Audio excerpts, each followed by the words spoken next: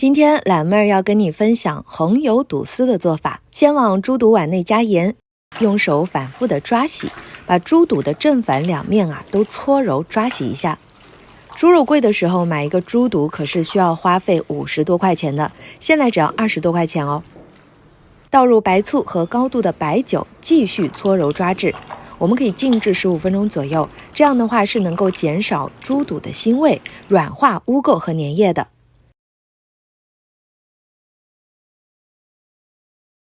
接着再倒入面粉，利用面粉的吸附能力清洗猪肚的粘液和杂质。等猪肚正反两面的脏东西全部被抓洗干净之后呢，倒入水清洗，多洗几遍，来确保猪肚干净没有异味。剔除猪肚表面的油脂，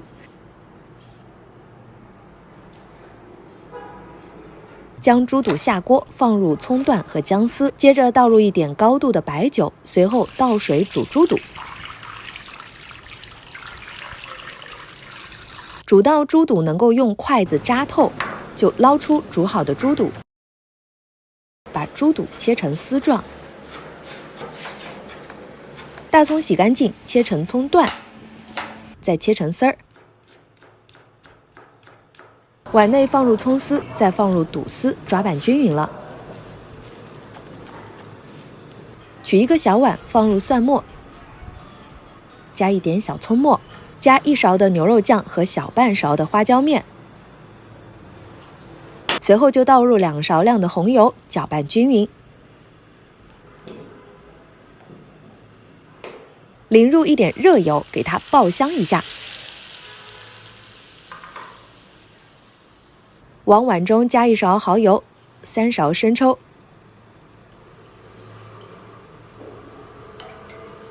，1勺白糖，2勺醋，搅拌均匀。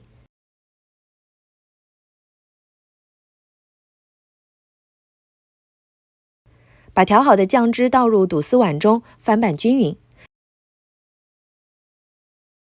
最后呢，我们再撒上一些香菜段拌匀，这道红油拌肚丝就做好了。